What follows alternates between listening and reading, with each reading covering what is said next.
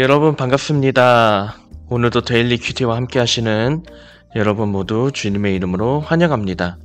오늘은 사람의 위로, 예수님의 위로라는 제목으로 함께 하나님 말씀을 나눠보겠습니다.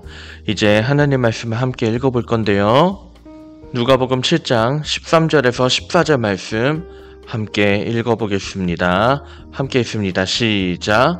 주께서 과부를 보시고 불쌍히 여기사 울지 말라 하시고 가까이 오사 그 관에 손을 대시니 맨 자들이 서는지라. 예수께서 가라사대 청년아 내가 내게 말하노니 일어나라 하시매. 아멘. 자, 이제 오늘의 말씀으로 한번 들어가 볼까요? 어느 날 예수님께서 나인이라는 도시에 가십니다. 성문에 가까이 이르렀을 때 예수님과 일행이 한 장례 행렬과 마주합니다. 한 젊은이의 시신이 사람들에게 메어져서 성 밖으로 나가고 있었고, 그 뒤로 과부이던 어머니가 통곡하며 아들의 시신을 따라가고 있었습니다.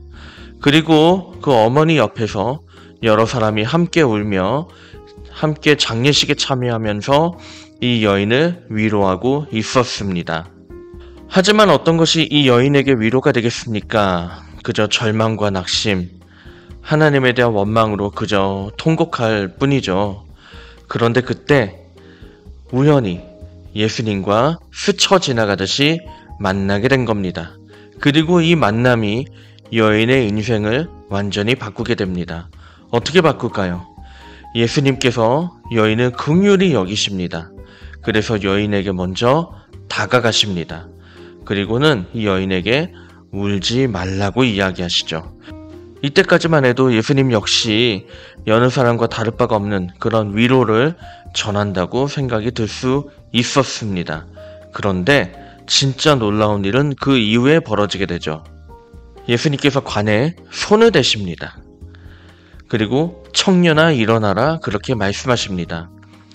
율법에서는 관에 손을 대면 부정하게 됩니다. 하지만 예수님은 개의치 않았습니다.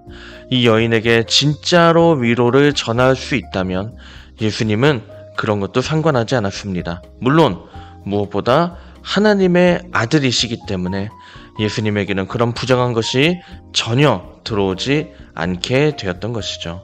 어쨌든 예수님께서 관에 손을 대시더니 청년아 일어나라 말씀하십니다.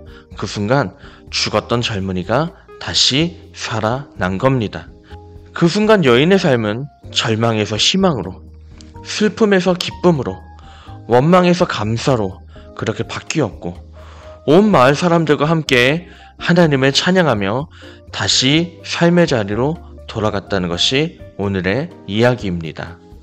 이 이야기는 누가복음에서만 증언이 되고 있습니다. 사실상 많은 복음서들이 주목하지 않고 있는 이 짧은 이야기. 하지만 이 이야기 속에서도 우리가 생각해 볼 수 있는 이야기가 참 많습니다. 그 중에서 저는 가장 주목하고 싶은 이야기를 여러분과 함께 나누고 싶은데요. 여인이 하나밖에 없는 아들을 잃었을 때 많은 이웃들이 아들의 장례식에 함께하면서 여인의 마음을 위로하였습니다. 사람이 줄 수 있는 위로로는 가장 큰 위로를 전하는 것이죠. 하지만 그 어떤 것도 이 여인에게는 실제로 도움이 되지는 못했습니다. 왜냐하면 여인이 처한 이 절망적 상황을 바꿀 수 없었기 때문입니다. 반면에 예수님의 위로는 달랐습니다. 예수님의 위로는 여인의 인생을 근본적으로 변화시켰습니다. 무엇이 달랐을까요? 이 여인의 상황을 안타깝게 생각했던 것은 사람의 위로와 다를 바가 없었습니다. 하지만 예수님의 위로는 여인에게 가장 간절했던 문제, 아들을 잃었던 문제, 정말로 가장 소중한 것을 잃었던 그 문제를 해결해주는 결과까지 이끌어냈습니다. 이처럼 사람의 위로는 함께 울어줄 뿐입니다. 물론 함께 울어주는 것도 정말 소중하죠.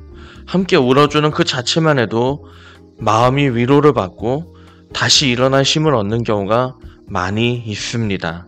하지만 인생의 문제를 실제적으로 해결하시는 예수님의 위로에 비할 바는 아니라고 생각합니다. 그런 점에서 인생의 문제를 만나고 눈물이 나고 삶을 포기하고 싶고 정말로 답답한 마음이 들 때 우리가 제일 먼저 해야 될 것은 무엇일까요? 사람에게 가서 푸념을 하는 것일까요?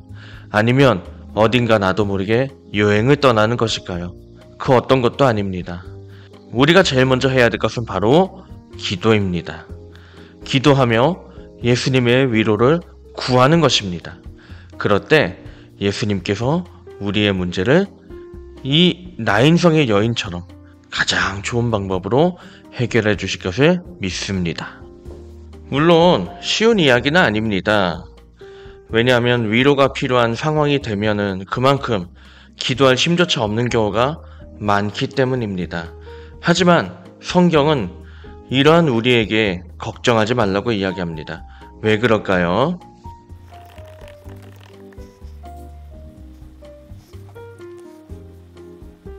성경은 이렇게 이야기하기 때문입니다. 로마서 8장 26절에서 27절을 보면요. 이와 같이 성령도 우리 연약함을 도우시나니 우리가 마땅히 빌 바를 알지 못하나 오직 성령이 말할 수 없는 탄식으로 우리를 위하여 친히 간구하시느니라. 마음을 감찰하시는 이가 성령의 생각을 하시나니 이는 성령이 하나님의 뜻대로 성도를 위하여 간구하심이라. 아멘. 그렇죠. 우리가 힘이 없어서 구하지 못하는 것, 또 우리가 무엇을 빌어야 될지 알지 못할 때 성령께서 우리를 도우셔서 말할 수 없는 탄식으로 우리를 위해서 친히 간구하시기 때문이라고 이야기합니다. 그러므로 우리는 기도할 힘이 없다고 해서 걱정할 필요가 없는 거죠. 중요한 것은 성령의 도우심으로 인하여서 우리가 예수님께 나아가 기도하는 그런 것입니다. 그때 예수님의 위로가 시작되는 것이죠. 오늘의 말씀에서 우리가 무엇을 한번 생각해 볼 수 있을까요? 저는 이렇게 두 가지를 한번 생각해 보았습니다. 첫 번째로 먼저 우리의 지난날을 한번 돌아봤으면 좋겠습니다. 가장 힘들었을 때에 하나님의 위로를 경험한 적이 있습니까?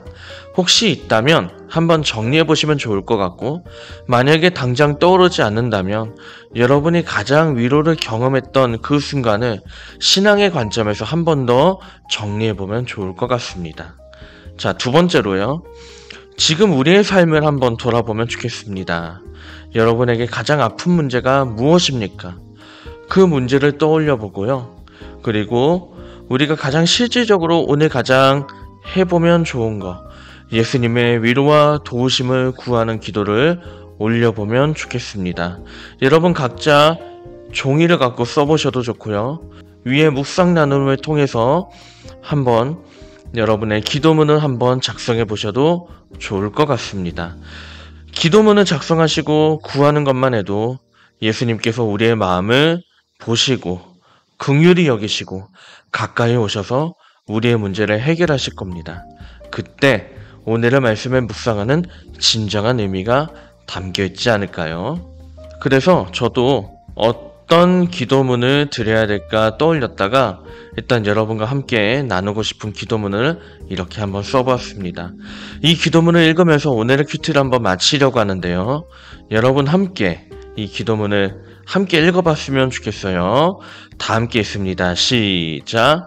위로자 되시는 하나님, 때때로 인생의 어려움을 만났을 때 사람들이 주는 위로를 구하지 않게 하옵소서. 먼저 기도하게 하시고 예수님께 엎드리게 하셔서 마음의 평안 그 이상의 진정한 문제 해결을 받는 저희가 되게 하옵소서. 예수님의 이름으로 기도합니다. 아멘.